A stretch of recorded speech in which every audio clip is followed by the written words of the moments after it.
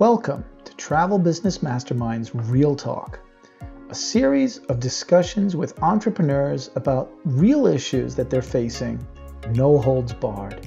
Today, we're going to be talking about self-care and sanity, especially for mompreneurs during COVID-19. And we've got three amazing ladies, Krystal, Eichar, Ashley Metesh-McCoy, and Wendy Livingston-Guth, who all work together in the Kinship Travel Academy trying to help mentor new business owners, but also are busy running their own families and their own businesses. We talk about everything that's been pressing down on us, from family issues, worries about our children and their school, and of course, how are we taking care of ourselves so that we can be strong during this pandemic. Take a deep breath, meditate for a second, and come join us on this very important discussion. Okay, well, we are live on Facebook. We're a little bit on the later end for the East Coast today, but we are accommodating the very busy lives of three amazing mompreneurs, three ladies who I have just grown to admire so much over the last couple of years at different stages, getting to know them at different times and in different ways. But we have, and I'll let them introduce themselves a little bit in a second, Wendy Livingston-Guth, Krystal Eichar, and to some degree, the chief Indian who brought them all together, Ashley Metesh-McCoy, way out there in Carmel, California, with a very special young lady in her arms. Oh my goodness. Hi, Josephine. So welcome to the world. The grandfather in me is all out tonight. I'm not pushing my daughter. Nope, she can take her time. You have grandpups. That's enough. Yeah. I do have grandpups, and right now that's good enough. I can deal with it. Ladies, you represent the majority of people in the travel industry. Moms who also have full-time jobs outside of being a mother. And I'm so grateful to have some time with you tonight, because I've been following a lot of the research about how COVID is impacting women, impacting everybody. But some of the research is showing it is having a very distinct impact on people like yourselves. And I am sure there are a lot of people out there who are, if they're not able to articulate what they're going through, they're wondering, is this just me? And so maybe tonight they can hear three different voices and find themselves a bit in each of you. So thank you so much, because I know you guys have been jamming like crazy. I mean, over the last 2 weeks, you've actually been really busy, but you had a lot of lead up to launching the latest in the Kinship Vacations strategy. So why don't we go first to Ashley? What has recently happened with the team that you formed here? What are you doing right now? And what has been happening over the last 2 weeks on their behalf? Hi, yeah, I'm Ashley Metesh-McCoy. I'm the founder of Kinship Vacations and the co-founder of Kinship Travel Academy, a new membership program for travel advisors who want holistic business coaching in marketing, operations, and mindset. And yeah, as you noted, I guess I am the major connector here in the three of us. I guess it's all been serendipitous, if you will, which is actually the name of Krystal's travel business. Yeah. But I met Wendy in the Global Institute for Travel Entrepreneurs in their test. Was it the TESA program, but also Diamond. Their Diamond Mastermind program, and we had a shared lifestyle situation as military spouses. Krystal, but just before we go any further, yeah. Ashley, you are a retired military member as well. You're not just a military spouse, you served our country. Yeah. I'm not technically retired, but yeah, I am an honorably discharged veteran of the U.S. Army. And that's how I met my husband. So he's still active Army. And so when I met Wendy, thanks for bringing that up, Richard. You're always so supportive of the veterans and the military spouse community, so I appreciate it. But when I met Wendy, she was living on Gitmo of all places. Yes. So Yes. that's Resident, not a prisoner. it's Yes. an ending source of laughter for us. Like every time she's like, when I was on Gitmo, you know. The first Who time says things like the that? first time I interviewed Wendy and I said, can I mention where you live? She goes, no, not right now. She said, not just yet. Yeah. So she wasn't wearing an orange jumpsuit. She was accompanying her husband who worked there. But she's got some crazy stories. And then Krystal was one of the first people to join my agency. And just right from the beginning, she was just a go-getter. And like, she had a marketing and events background. So she just got it like right away. And quickly became, we have a structured mentorship program at Kinship Vacations. She quickly became a mentor for the other agents, and just her business was exploding. And she was like, I want to be a part of whatever it is you're doing, Ashley, because I believe in giving back to the military spouse community. And I was like, yes, please, I want you in whatever capacity you're willing to serve, because you're awesome. And same thing with Wendy. She's participated in, I think, like 4 out of 7 of our free virtual travel career summits that we do. A lot. And Wendy has a significant events background, so she has so much knowledge to share as well with those parallel industries. And we just realized we like working with each other and we complement each other because we're all very different, but we, it just worked out, and we decided we wanted to provide something to the full travel agent community, and in the form of a membership where we could give consistent support to the travel agent community, and serve in our respective areas of expertise. So that's sort of my long-winded answer. Introduction. And the Academy just celebrated its first summit? Well, technically, we've been doing summits forever, not Right. forever. But yeah, 6th, I believe. I think it was actually the 8th or It was 9th. the 8th. No, it was the 8th. Oh my God, I've lost. Yeah, no, me too. I was trying to figure it out. No, but this last one was the first. It was our official launch for the Kinship Travel Academy. Right. And we did it differently than we have in the past. Typically, we try to serve both people interested in the industry to try to kind of give them an idea on how to get started, and existing agents. But this time we focus solely on experienced agents and try to do more of a deep dive in marketing, because we thought that that's where we could serve the community the best right now, considering there's not a whole lot of people like looking to start a travel agency, right? I mean, there are still, but you know what I mean? It's that was our best, highest purpose at this time.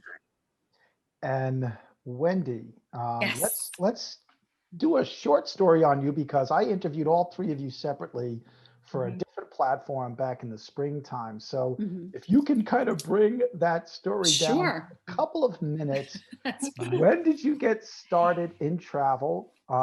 Why and how are Sure. connected?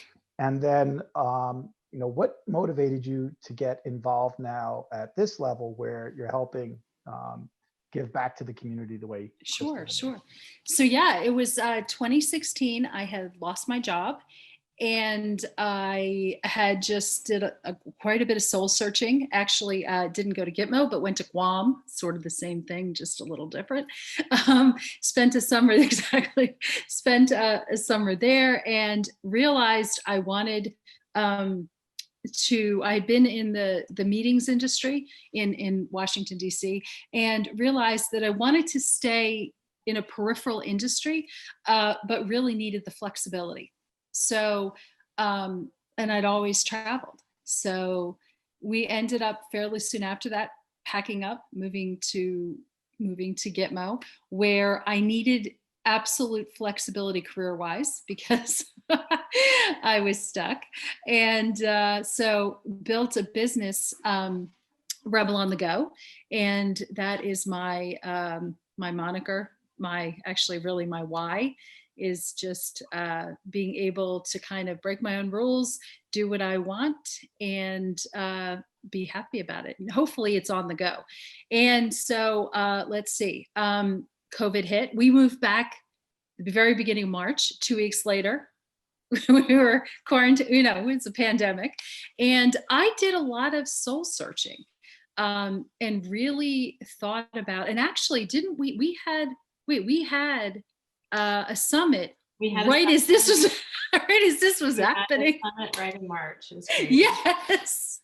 And I remember, because we were living in a hotel, that I was like, okay, this is a little, but yeah. And I did a lot of soul searching and realized that I had, one of the things that I had been doing is transformational travel coaching, but I realized that the travel piece may not return as quickly. We all hope it is, but there has to be a little bit of realism, maybe. Anyway, so I hoped a lot, yet I figured I needed to do something, because I was pretty much kind of dying, not literally, but still emotionally through this. So as a lifelong learner, I started taking classes and courses and just really jumped in, and have gotten certified in coaching and continue to take coursework, and have really loved the ability to marry my interests in mindset with travel. So, and I have a very and in terms of working with these fabulous women, I joined initially to help with the summits, because I am very passionate about giving back to our service members and military spouses. It is something I really believe in. And so that's how I started. And we got to talking, and we got to, as we were, working through this whole living in the pandemic, we got to talking, and so, and then came, Kinship Travel Academy, and if I could keep the earbud in my ear, I'd be happy. But so very excited to be a part of it, and really excited to see where it goes. Mm-hmm. And Wendy, your twins are 14. Oh, yes. Yeah. So all through this process, I actually, my twins are 14. They're freshmen in high school. And last year, when the pandemic hit, we could not enroll them in school because we had not purchased a house yet. We could not prove we existed. So it was homeschooling them for the remainder of the spring of 2020. And then they actually, today was the first day they went back for hybrid. So, and we're keeping our fingers crossed, because we just got news that the school will be closed on Monday because the COVID numbers are higher here than they want them to be. So I don't know what that means. So we're just. My 17-year-old, they've had 2 cases at Cornwall schools. Yeah, so we're just kind of holding our breath and doing what we need to do. And and it's interesting, because the 3 of us have very different stages where our kids are, but yet we can very easily commiserate with each other. Krystal, how old are your 2 daughters? So I have a 2-year-old, and then I have a 7-year-old. My 7-year-old has special needs. And so we started this pandemic with, obviously everybody was homeschooled in the spring. And then at the beginning of this year, our school did the first 7 weeks homeschool. And then we had the option. And because of her unique situation, we actually went ahead and sent her back. And after lots of long conversations with doctors and neurologists, my daughter has a team of like 7 people that work with her on the regular. And so we made the decision to send her back. And today, actually, I was telling the ladies right before we hopped on this call, we had an IEP meeting with her teachers. And so IEP, for those of you who are not part of the SPED world, is your individual education plan. It's like the 504 plan.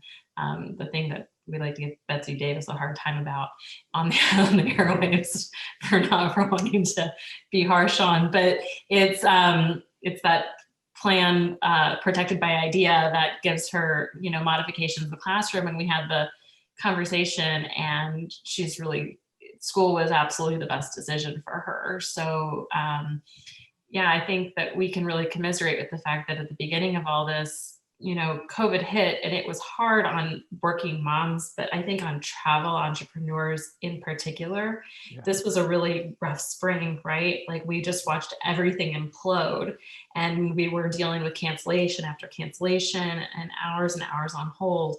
Well, on top of all that, we were homeschooling kids too.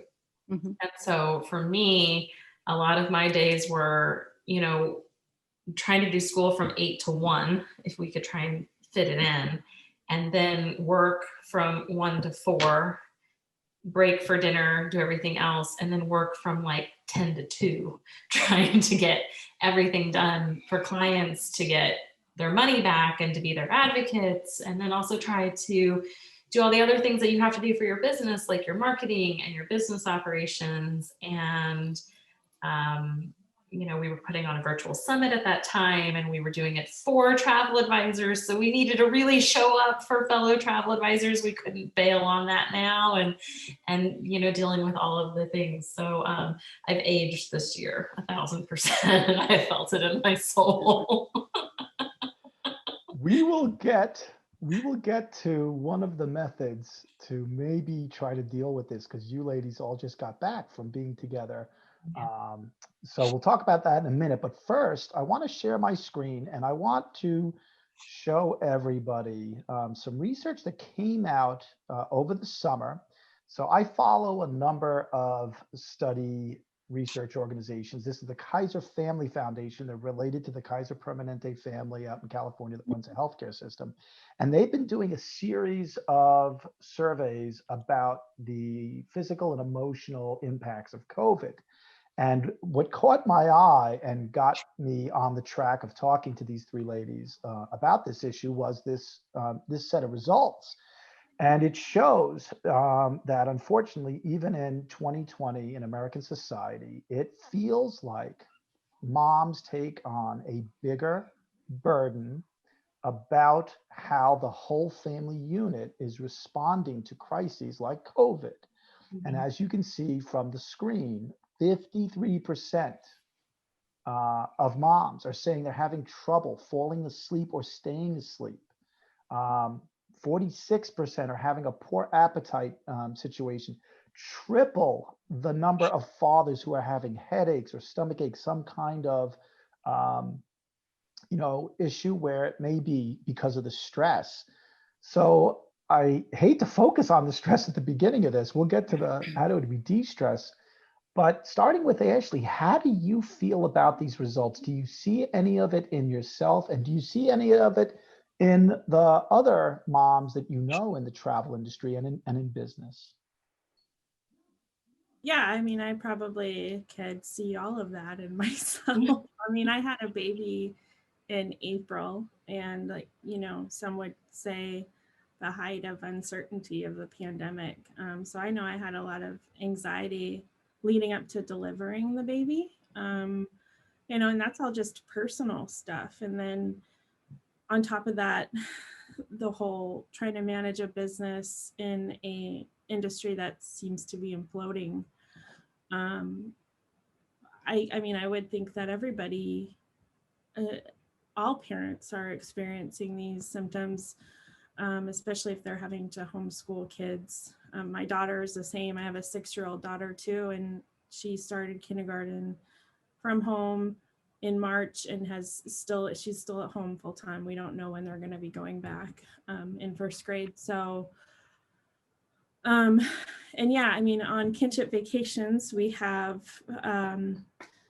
right now we have 6 ICs, and all our moms, I would say over half have small kids at home, and are having to manage, the same stressors. And when it comes down to it, it's just, and here's my husband, he's going to take.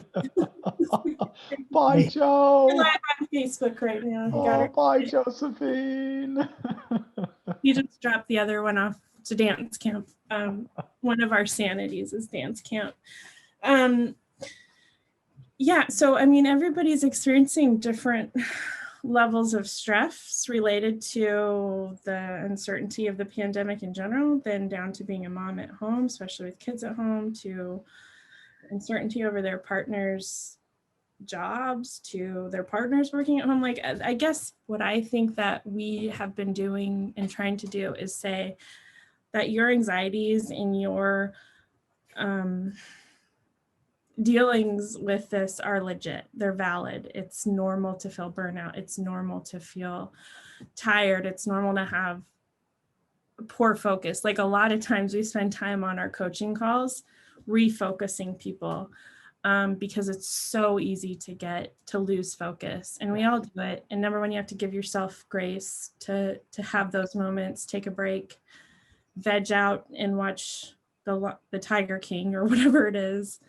But then, remind yourself that every storm passes, and, sometimes the only way out of a tunnel is through, and just have a supportive community that can help you get through it. But I guess my biggest point is, like, we're not Pollyanna. We're not going to deny that it sucks. But we support each other because we can empathize with each other's challenges. I think I answered your question. I felt a little distracted by the baby transition. Okay. That's okay. Focus, right? I call this program Real Talk because I want to ask the tough questions. Have you ever had moments, Ashley, where you were just ready to throw your hands up and say, screw this, I'm not doing this anymore? That's why I said we have to end this firmly at the time we're ending so I can have my drink. No, I'm just joking. Honestly, if I'm totally honest, I think even pandemic aside, every entrepreneur has those moments in running a business. An entrepreneur's journey is like this. Yes. Sometimes you're like, yeah, I'm on the right track. I'm doing awesome. This is where I'm supposed to be. The next day, like, what the was I thinking? I should just go back to my 9 to 5 and collect that nice paycheck, Yeah. So adding the pandemic on that, and the kids at home, and the travel industry, just the uncertainty, absolutely. But I think I always remind myself the why, and so do my partners here. We remind each other the why. Why are we doing this? And why do we start as travel advisors? Well, we have a passion for travel, and we want to serve a particular subset of travelers that inspire us. So we remind ourselves that we want to have a lifestyle where we have control over our jobs, our businesses. We can be flexible with our kids, but then for us, since we've started this process of trying to give back to the travel agent community, a big part of our why now is to help other travel advisors to navigate these times of uncertainty. And this panel of ladies are extremely resilient. We've all handled extremely difficult lifestyles, extremely difficult lives. I mean, we all have our own story, but we know how to navigate storms. And whether we're a certified life coach like Wendy's going to be shortly, or we're just like badass veterans, badass military spouses with kids with special needs, we know how to do hard things. And Krystal's mantra with her family is, we can do hard things. And so we feel a calling to be that support group for our fellow travel advisors and help them through it as we are helping each other. So. Krystal, you reacted quite outwardly to shut up. when I asked that question. Why? When I asked Ashley the question about, have you ever been like, just screw this, I'm giving up? Why did you react so? Well, it's interesting because there is this idea of like, man, forget this. Like, I get recruited for some 9 to 5s, again, steady paycheck. That all sounds nice. Because entrepreneurship is the hardest job out there, behind being a mom, I think. And being a parent is just really, really difficult. It is your heart outside of your body. And then when I think about this idea of quitting though earlier this year, especially when travel industry was imploding the way it was, it's not that I want to give up my entrepreneurship. It's just that in my mind, it was recognizing very early on, and I was told that it was cynical by several in our industry and that I was not looking at the right way. This was not coming back this year. I think I knew in my gut in March, we're not making money this year. And this pivoting to domestic travel idea that a lot of people were pushing. That didn't work in my business model very well at all. And, so my travel business is Serendipitous Traveler, and I worked with girlfriend getaways. And the idea that you're going to take a girlfriend getaway in the middle of a pandemic while your kids were having to be homeschooled because of COVID is a really big stretch for my ideal client. And so I knew, as it pertained to my ideal client, there was not going to be a lot of travel this year. And so if you could take that idea into it, but then there were, on the other side of it, there was recognizing that I went into this because I have a kid with special needs with like 1,000 doctor's appointments at any given time. And I need total flexibility and control over my schedule and what I need to do. Right. And that's why I did this. That's why I went into this. That's why I put my all into it. And the idea of working from home now virtually to take on one more thing also was a complete no-go for our family, again, because of the unique situation. I had a first grader who can't work independently on her schoolwork, who couldn't navigate the electronics, who struggles to even dress herself still. She's got a very rare neurological disorder. And so, and then, had to navigate in one hand, I was incredibly blessed because I still had a spouse working and we still had income coming in. And that was a huge privilege. But at the same time, he was now our sole income for the year. And we need to put all of our all into giving him the space to do that. But he works for oil and gas. And I don't know if anybody's noticed, it's not really a great year to work in oil and gas industry. ExxonMobil, who my husband works for, announced today that they're going to lay off 1,900 people. And so there are a lot of precarious pieces here to this pandemic that we're all kind of navigating. And so I laughed when you said, have you ever wanted to quit? Because it's not even that I wanted to quit this. Like, yeah, sometimes I kind of just want to quit this life because I did not sign up for this. What is this? So there's reality of all of these moving parts going on here. And, and also filtered in with all of these very different messages coming down from leadership in government and leadership in the travel industry, for that matter, about how we should be handling this and how we should be pivoting or navigating this. And I had a hard time buying into about 90% of it. Right. So, that's part of Is that a lonely place to be, Krystal, that you're hearing these messages from the industry that you can do this and pivot and there's all this pent up demand, and you're sitting there from your viewpoint with all of the additional stressors you just discussed? Mm-hmm. Well, how lonely was that? I mean, you've got these two incredible supportive women next to you. Well, I mean, gosh, thank goodness I have Ashley and Wendy, because man, they really did get earfuls from me on the regular early in on this, because it on one hand, I can honestly tell you, I got 100% refunds for all my clients because I pulled everything in March. And aren't you lucky? I got super lucky. I was told by people that I was being too cray-cray, though, at the beginning. I was really gaslit. Were people calling you the B word? I'm sure they called me that anyway, Richard. Let's be honest, but it's okay. Wow, she's being so nasty. In the immortal words of Ruth Bader Ginsburg, better bitch than mouse. Yes, I said it. All right. So it is, but I was aggressive at saying, I think I would rather be safe than sorry. And I would rather pull these things now and hold your deposits now. Right. Whereas there was a lot of pressure on the other side to say, no, we need to put down deposits to save the travel industry, and we need to rebook, not cancel.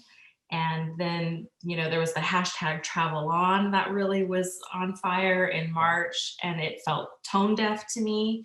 And I think that's when you and I first spoke, Richard, because I said, it was really tough for me to watch all that, because you do feel gaslit. You do feel a little cray-cray. Yeah. But, in this case, I was right. And it was, that doesn't always happen either, in all fairness, but I think there needs to be like some acknowledgement of the reality of this too. Right. And I have felt gaslit probably my whole life. I don't think that's anything new. I think that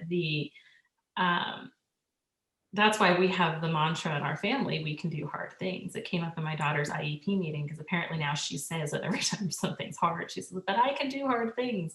And her teacher asked, she says, that must be a thing. And I have a sign in our kitchen that says it. And I think it just needs to be this acknowledgement that this is hard.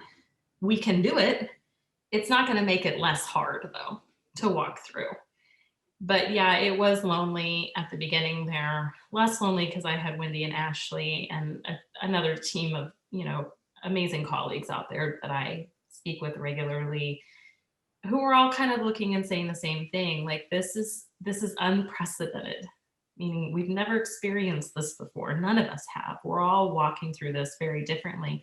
And we all live in different parts of the country too. Yes, we have 3 different time zones represented on this call. Yes. And 4 different states. So, and every state is handled this differently. I'm amazed by how I can speak to all of the moms on our team, and every school has handled this going back to school completely different. Yeah. In my county, we have that situation. Yeah. And it's the same thing in our school district. Actually, our school decided to do something completely different than other schools. And I'm so glad we're at the school that we're at. I told them, I'm going to say it. It's fortuitous. All the live long day. I have the best school with the best teachers, but again, you have all this misinformation coming down the line, a lot of things that are filtered by rumor mill in this climate, especially, and a lot of, the news cycle being what it is today, we are at this ready, fire, aim standpoint, which is not necessarily always a bad thing, but it's really dangerous when it comes to news cycles right now. And so a lot of times I am a big fan of taking a pause. Wendy, Yes. I'm not sure what the military asks people like you and your husband to say about being on Gitmo. I don't know what the security. We're not there anymore. Right. So, Ooh, tell us all the little that I've learned about Gitmo is it can feel extremely isolating because what a lot of people don't know about Gitmo is it's surrounded by the country of Cuba. Oh yeah, and well, except for there's Atlantic Ocean on one part and then the bay itself. Right. But yes, it's 40 square miles. Much of that is water, and then there's actually 2 parts to the base. One is it's the oldest U.S. military facility. Marines first landed in 1898 during the Spanish-American War, Right. and then I think 1903, I'm pretty sure, is when we started a base there. It was a refueling station for the Navy, as it still is today. So it's been around forever. It was just for a very long time a very kind of backwoods or place where you just did refueling. And then I think when it was at 2001, 2002, Right. It became a detention center. Right. And that's a part of the base that I was not privy to. I mean, I knew it existed, and actually almost half of the military occupants, Right. are actually assigned to the detention center, something like that. So Yeah. what was your experience there as the spouse of a military member? Was it isolating for you? Describe your life as a woman, Okay. as a friend to any of the others who were there that were in similar spaces like you, and what did some of those experiences teach you that have helped you through this time? So actually, my husband is retired Army who now works for the Department of the Navy. So he is actually a civilian now, and he was the Deputy Public Works Officer for Guantanamo Bay, and it was very isolating. They have it's somewhat complicated, but they took away the flights. Let's just say, took away our flights. So when we first got there, I had a lot more freedom where I could pay, I could buy tickets, and they had a little charter service that would take us to Fort Lauderdale. Well, that slowly was peeled back for ridiculous political reasons in Florida. And that's where Southcom is. And so slowly I could not leave. And as a person who is used to doing pretty much whatever I want, it was horrible. And so at one point, there's a school there, and it was a hard adjustment, especially for my daughter. So at one point I did homeschool there. And I picked them up, I guess it was 2 years ago. And the month of October, we actually went to Europe, packed them up, and we just went. Mm-hmm. And I will say that, one of the things I am very grateful for is, I understand the privilege I have. I get it. I'm very well aware that not many people can do that. And anyway, and then I guess one summer, the following summer, we were home most of the summer because we couldn't get flights back and forth. There was one time that my husband couldn't even get back. It's like, couldn't even get back to work. And we were riding up and down the East Coast trying to catch flights. And these are military flights. Military Yeah. flights. And so when she says catch flights, when you're military and you're trying to go to these bases, because it was the same thing when I was in Europe, you would fly what we would call space available, but it's space. Right. And there are a handful of bases where you would fly like in the cargo hold, like I did that. I did that out of little. I've been on jump seats on a C7, there, and then I've been on a K-47 with my daughter, like laying down in the middle of the thing with, the pallets. Yeah. It's crazy. As a civilian, you're the last spouse. You're the last. So actually, that is correct. And because Gitmo is so unique, we're even lower. So normally it's category 1 through 6. We're actually 6.5, which I refer to as like the stuff on the bottom of your shoe. Yeah. So, so I will tell you. You up, Wendy? There's no question. And it pretty much, sometimes I felt like I was in my own little hole. But we started kayaking. And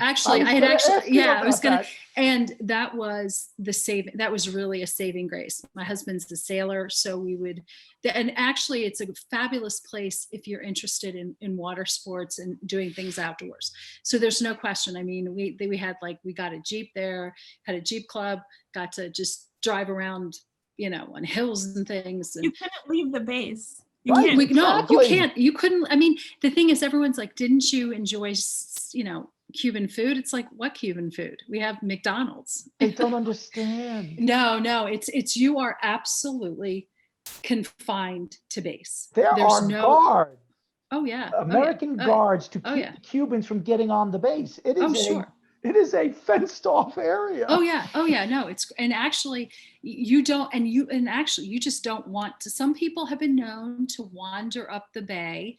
You don't ever want it's because technically, as far as Cuba is concerned, we're still hostile. Yes. We are hostile. So yeah, it is a very, and it's interesting because I had gone through some stuff before I got there. My parents had just passed away, and I really felt like, oh, this is a great opportunity to hibernate, to just kind of, and oh no, no. Well, I was gonna say, can I speak to that though? Because I think that's how I've been liking this whole year to a deployment. And because you walk through, all military spouses start a deployment with like these big ambitious things. Like, I'm gonna run a marathon and I'm gonna learn a language during that deployment, and I'm gonna reorganize this whole house. And then you get to like the week before your spouse comes home and you didn't do any of that shit. And so then it's really kind of amazing because I watch people do the same thing at the beginning of COVID, right? They were like, how many of you downloaded the Babbel app on your phone? Yeah. Be honest. How many people were like, we're going to take advantage of all this downtime and organize the house. And I still have boxes in my garage that aren't put up back in the attic yet from that endeavor. So I laugh when you're like, I started this whole thing, I'm going to hibernate and I'm really going to make use of the time. I'm like, fuck. No, actually, though I will say that the one thing that it really got me to do when I got home was to really focus in on how is it that I can create small changes, small steps, these micro moments, micro excursions. What is it that I can do? Because when we got home, I was supposed to immediately go to Germany for a week. I was supposed to be on a Lindblad expedition. I was supposed to do a girls' getaway in where was I going? To San Juan. I had stuff. I was doing the Virgin Voyage cruises. I had so much stuff because I just couldn't wait. And then little by little, everything was canceled. And I ended up, for my meeting planner days, I was hired to unpack, to cancel contracts for meetings. And it was just, it was the most depressing time. And, I'm very thankful that I have a supportive husband, kids that, most of the time don't torture me, but I have a network and a circle that you can't do without, absolutely can't do without. And I've got to tell you, if we're going to talk about gender, and I was actually talking about this the other day with a male friend of mine, is I don't have many male friends calling me to work through deep issues. My best friend, I would have to say, is my sister Janet. She's 14 years older than me. And I can tell Janet anything. And she and I are best friends. And her husband, the same. Her husband, Mike, is just a doll. I've had conversations with him that I don't normally have with men. And I've got to say, for a lot of men, I wonder what they're going through in this same vein, because I don't know that they form those kinds of friendships. Very frankly, the one or two close male friends that I have, one of them I can tell anything to. He lives in California. We don't get together all that much, but like the local guys that I have, we're not friends like that. And they don't seek me out necessarily that way either. When it comes to work and business, sometimes we'll talk about girlfriends and stuff like that, wives for the married men in my life. But you guys seem to have something that I'm hearing from the three of you has shored you up during this period. So if it's not too embarrassing, can I ask each three of you, and I'll start with Wendy, what was the worst moment for you in the last 7 months? And how did you get through it, Wendy? Oh, thank God he asked. Yeah, let's see.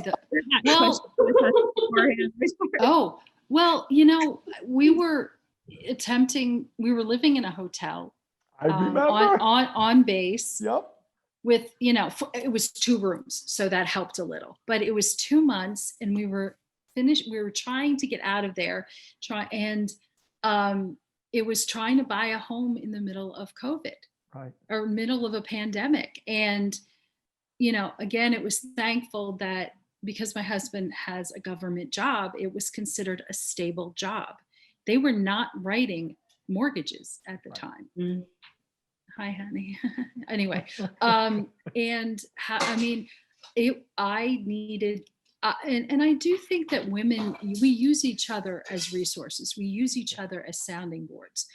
We share our feelings, and we turn to each other, I think, or at least those in my circle, we turn to each other when we need, a shoulder to cry on. And sadly, sometimes that shoulder is even in person, if you're like, not these days, but it really was,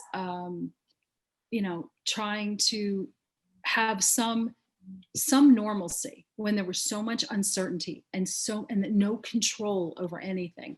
Right. That I think that and it really I turned to my work colleagues, I turned to my friends, and I think that's actually, if I can add another thing, it was just the isolation, because I'd been gone so long and all I wanted to do was hang out, and I couldn't.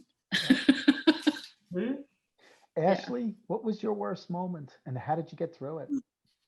I don't know that I had a singular moment. I think I have bad moments a few times a week. Oh, But I mean, I think we all do, but I would say that something that sticks out in my mind is probably 4 weeks postpartum, right. end of May. My daughter was still struggling through virtual kindergarten, and we'd been in California was one of the first states, I think, to shut down pretty hardcore. So we had been shut down for 2 months at that point. Postpartum stuff on top of things, just lack of sleep and hormones and stuff. But she was really struggling with kindergarten, and I don't think any of the schools were really prepared to make that transition as quickly as they did. How did you get through it? Because you didn't just have the reality of the situation, like you said, you also had the chemicals that you couldn't necessarily control, maybe also contributing to how deep you could fall into a funk. Yeah, I mean, and if it's too much information for people out there, I'm sorry, but I mean, I've dealt with depression for about 10 years now, ever since I got back from a deployment to Afghanistan. It's when I started noticing depression. So I've done counseling on and off since then. And my first daughter, I had postpartum depression. So I'm very aware now, after lots of counseling, medication, different types of coaching programs I've been through, of when I'm starting to slip downhill. And so, I mean, part of the biggest thing is just awareness, like knowing when you're kind of going in that direction. And for me, I know I start getting irritable, and a big factor in that is lack of sleep. So the second pregnancy, I was very prepared to tell my husband, like, I'm sorry, but I really need the sleep. The first pregnancy, I didn't have that, capability to ask for what I needed. Mm-hmm. So I would say just a big part of it is just staying on top of your mental health and being aware of when you're starting to trickle down. But also, I was super lucky to have Krystal primarily back me up at Kinship Vacations, because I mean, we were prepared for me to go on maternity leave, but my baby came a month early. So, I mean, luckily Krystal was ready to just sort of take over the coaching and, basically keep it running. Plus we have a really great virtual assistant, Mackenzie Jervis, who does a lot of our operations and stuff like that. So I had implemented a support group, and with people who get it, who understand. And when I was, slipping, I'd be like, you know what, I'm having a really crappy day, I need a break. Or I would just like get on the phone with Krystal and say, I'm having this triggering thought, can you work through it with me? And, same thing with like, my mom, my partner. Yeah, I don't know if that answers it fully, but It I think does. there's And a lot that goes into it. And the biggest thing is just awareness of your own mental health. So. I can appreciate as much of that as a man who's never served in the military and done what you've done, because there have been moments where I literally had to just say to myself, Richard, do you hear what you're saying inside your head? Do you understand what you're feeling? It's okay to feel that and think that, Mm-hmm. but you're going to have to at some point let it go, because do you feel what it's doing to you?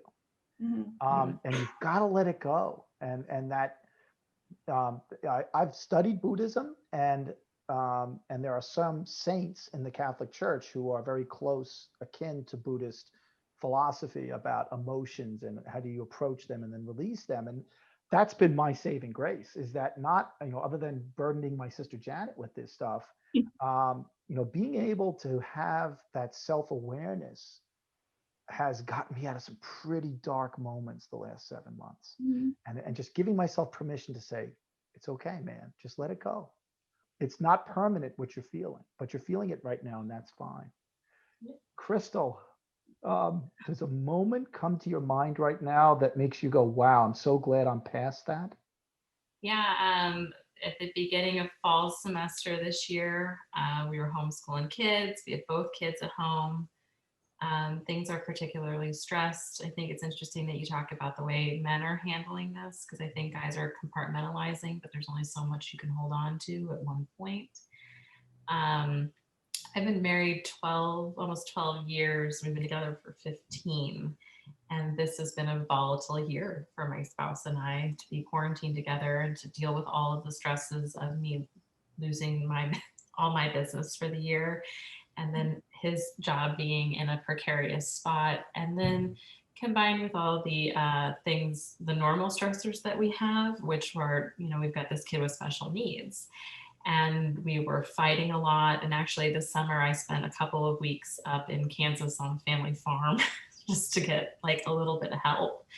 But I think there were a lot of conversations about whose job is more important, whose time is more important. I know this is a really common theme among female travel advisors in general and non-COVID times. Well, you bet it came up a lot this year. Right. And everything really came to a head this fall. And my daughter cried doing school every single day at home, just bawled, because it was an overwhelming experience. She had a hard time connecting with the Zoom. It's hard to do work, and I didn't have the modifications in my home that they would normally have available to her to school. Right. And I think that there was just a point where I just started bawling for not no reason, for all those reasons that I just said.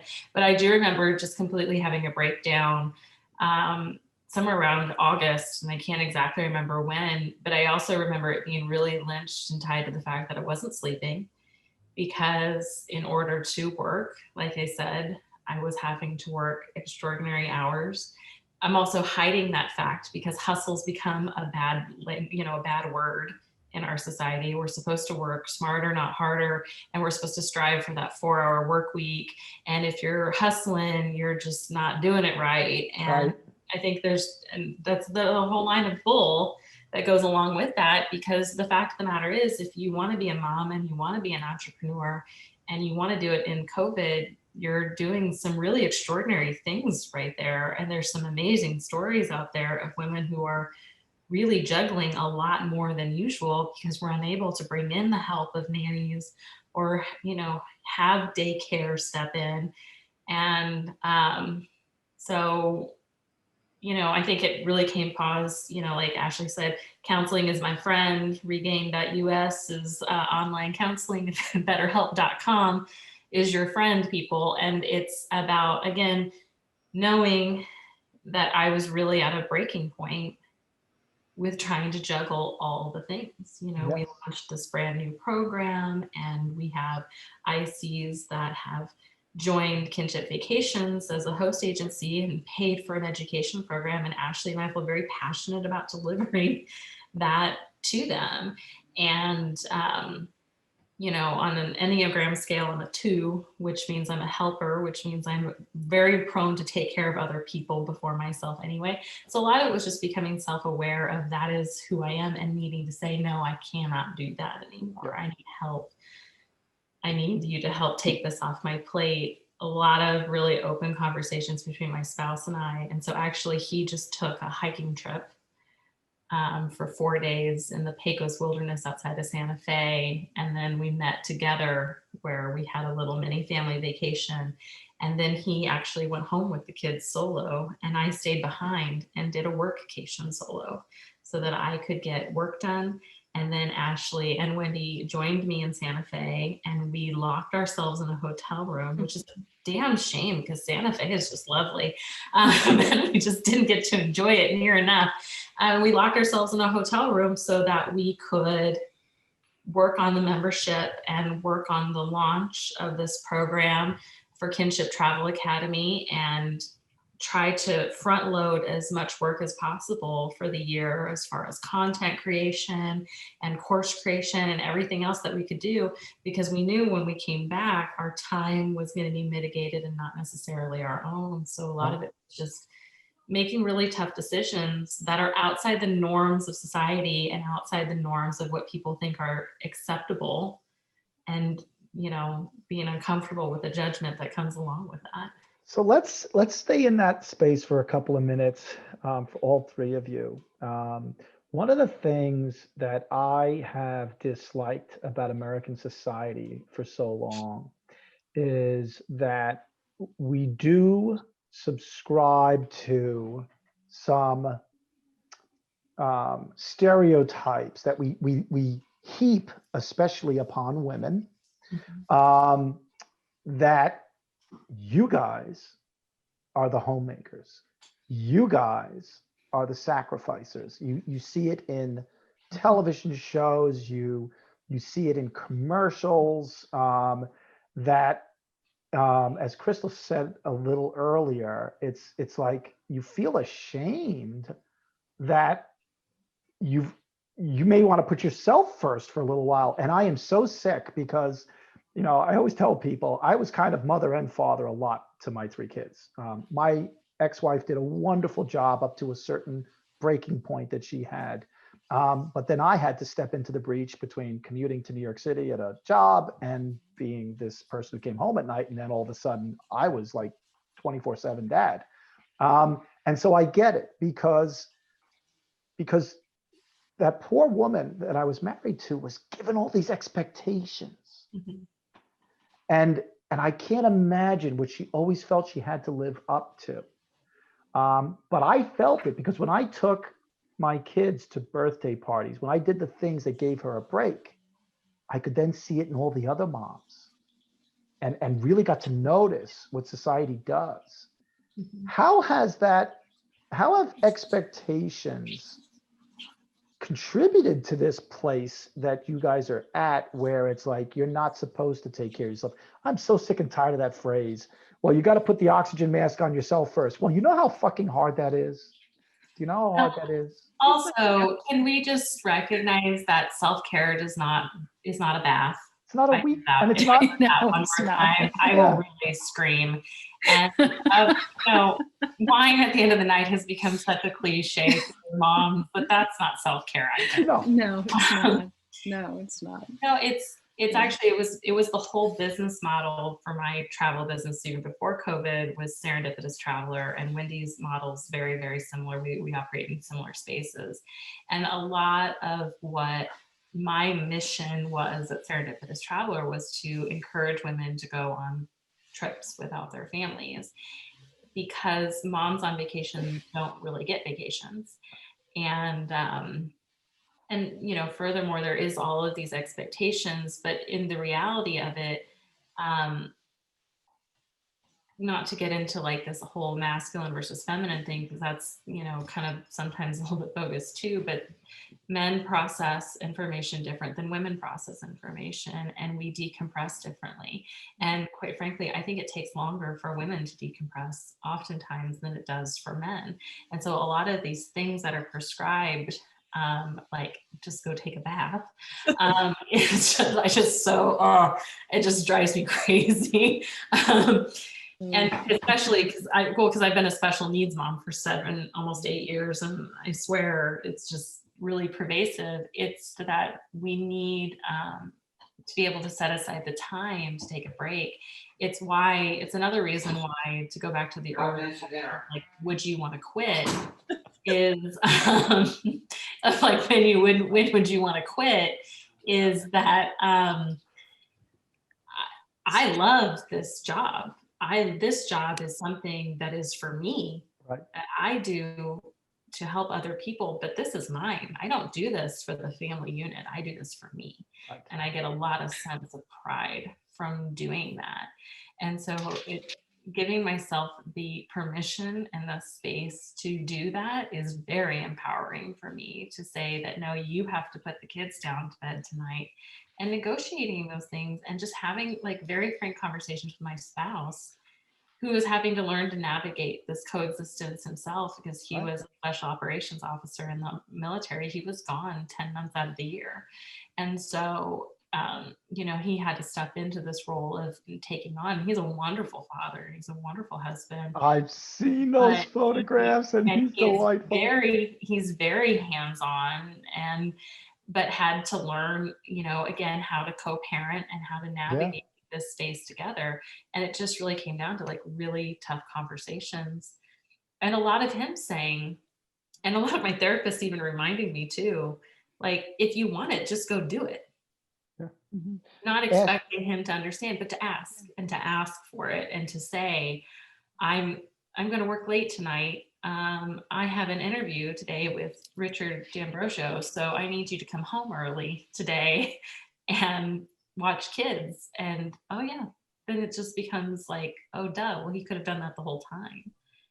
Right. Yeah, and I think we've talked about this, the three of us, quite a bit. We also very much recognize we come from an enormous place of privilege. Our spouses have steady jobs. If we had to walk away from our travel business as a family, we'd be able to survive. Mm-hmm. So, there are people out there watching that aren't in that position.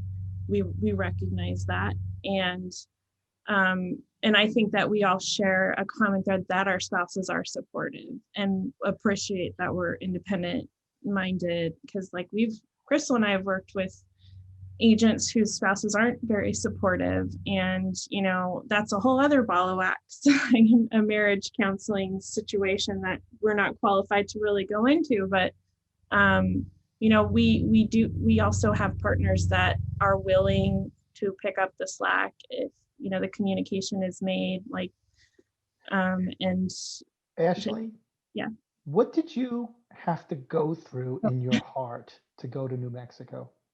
in my heart? Yes. I guess so.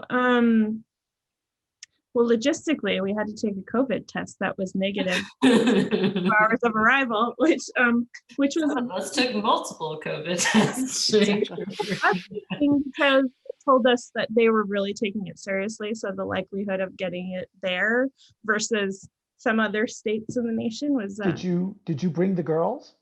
No, I left them here, and that's the thing too. For the first time ever, we actually live near some family. My in-laws live an hour and a half away. We've always been on the opposite side of the country from family. So we arranged to have his mom on standby to help out with the girls while he worked. And he also had a bunch of leave saved up because he hasn't been able to go anywhere. So he just took leave. But you're talking about them. How did you do it? Was it easy for you to step away and say, I'm going to put those responsibilities safely in the hands of my husband and my in-laws? Was that an easy thing to do? I have no hesitation that my husband will take good care of my children. That's not a problem with me. I hear other women who have that problem. Right. I trust him. And here's the thing, like if my daughter gets McDonald's for every meal while I'm gone for 5 days, I don't care. I know women who are really worried about that. Like I can't go away because they'll get McDonald's for every meal. I don't care. Like as long as they're alive. And, when I get back, with an infant who's turned 6 months yesterday, it's a little bit different. I actually weaned her off of breastfeeding in preparation for the trip. I mean, I was planning on doing it for 6 months.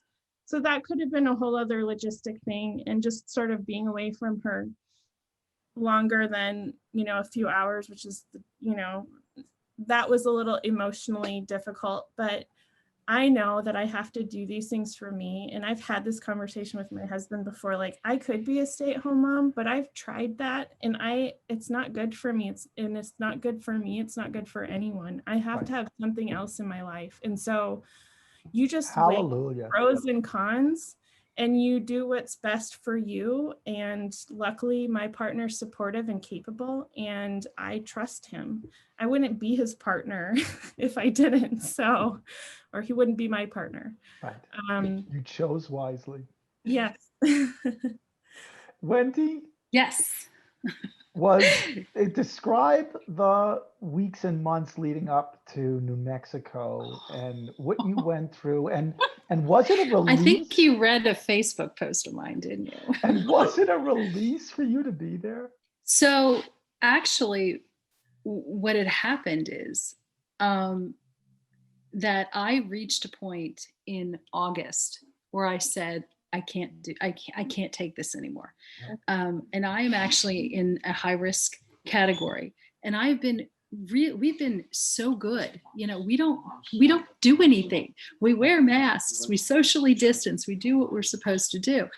But I finally just reached a point where I had been doing a lot of, I did these How Wendy Dreams. And I said, enough, I've had enough. And it was about the same time Southwest was running fairs. So what's funny is I had never set foot in the state of New Mexico until the first weekend of October, where my best friend and I went. I came home and I had actually, and then we were back 2.5 weeks later. So I just had reached the point where it was time. And it was scary. It was scary getting on, the plane. I think we chose super wisely because we went to a place where that takes it really seriously. And it's such an open place. The first weekend I was there, we did a lot of hiking. We were out in nature. The three of us were holed up in a hotel room, in a hotel that was empty. Yes. It was Empty. Yeah, it was so it was time. Now my husband and I were supposed to, and by the way, he's cooking dinner right now. But we were supposed to go to Charleston next weekend, and we've pulled the plug. We've decided we'll go somewhere else. So I think it's that need to do things is back. Yeah. It's with a vengeance. Yes. It's just and I actually am laughing a bit in this conversation because one of the things that I've been working on just as part of Rebel on the Go Travel is the whole concept of women breaking the rules. And that as long as we know who we are and we have a good handle on our values and what we believe, and that includes those in our circle, society shouldn't dictate the rules that we follow. No. So, it shouldn't. So, I feel bad when I leave the kids because they get taller when I get back. They do every time. I think Ashley asked, she's like, don't you miss them? Because I was gone from my kids for about 10 days. And I was like, nah. I mean, they were cute, but it was great to come home. I had the greatest welcome home, but I love my kids. I got to sleep through the night while we were in New Mexico. I was so well rested. I was waking up early every day. Like, wow, this is great. I think that it is interesting too, because there's two things to it. One, a lot of the judgment that we feel from other people is actually perceived. I don't think a lot of people even noticed I was gone, if I'm being really honest. And if they did judge, nobody shamed me for it. Nobody came out and just said, hey, I can't believe you're doing that. Right. My family quit doing that to me a long time ago. So fortunately that wasn't as big of an issue this time around, but it is, I think that a lot of times women are scared to do things outside of the norm because they're worried about what other people would think. And the reality is, and we need to talk about it more, most people don't care what you're doing. You're not, you're an important person and you're loved and you're cherished, but a lot of people who know you and love you know that you needed to go to New Mexico, Wendy, because you're about to lose it. And same truly. And how good it was for me to do that. And it's good for my family too, to have appreciation for all the things that I do, to not have to eat cheese quesadillas for every meal. And to appreciate, having me around. It's good. It's good all the way around. But most of what we're worried about other people thinking, my favorite phrase is other people's opinion of you is none of your business. Yep. And I say it over and over again. I said it to somebody a couple weeks ago. And so I think that women just need to be reminded of that you're going to have to do some extraordinary things in this life to get what you want out of it, but you only get this one life. Right. You only get this one life. None of us get a redo, and all of us end life the same way. And it's 6 feet under somewhere. Or if you're like me, sprinkled somewhere. Beautiful. So That's where I'm going. I Yep. told the kids, don't put me someplace you have to visit. I don't want any No. obligation. just want a mountain on the mountain somewhere. So, that's the end for all of us. And the question is not if, it's when. Right. And so in this limited time that we have on this earth, you are meant to live into being the person you are supposed to be. And for women, for me, it has absolutely, being an entrepreneur and running this, business. We have a joke with the three of us that we are here for the badassery, not the half-assery. And so we are here to live into this purpose that is bigger than ourselves. And for me, my purpose is bigger than my family. It's to run an adults with special needs center someday, so my daughter has a place to go.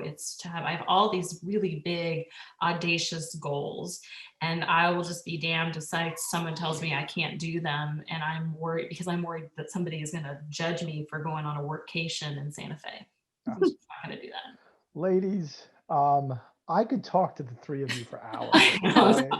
I have never not enjoyed a conversation with each of the three of you collectively or separately. I just admire the three of you so much for the things you've gotten through personally in life, but also what you're accomplishing professionally. I unfortunately have to go get child number 2 from work because child number 3 needed the car to go for his driver's test. So now child number 2 is stranded at his workplace. But easily at some point in Q1, I want to come back, talk a lot more about the badassery that you're doing with the Travel Academy, because now what I love about the three of you is you're taking this collective wisdom and your philosophy on life and you're multiplying it. And that is a divine and sacred practice. And that's amazing that you're doing it. Well, so with that, I'm going to have to sign off. But I really do. I don't want to because I've got like 7 other questions written down that I didn't get to. We're just going to have to do a follow-up. That's all. Yeah. Wouldn't it be great if we could do it live in New Mexico? Oh, there you go. There you go. Back in a heartbeat, man. Santa Fe is where it's at. Please take care of yourselves. I know your families will be fine, but I worry about the 3 of you. So please keep going forward with that self-care. Thank you. Take care, ladies. Thanks so much. Bye. Bye.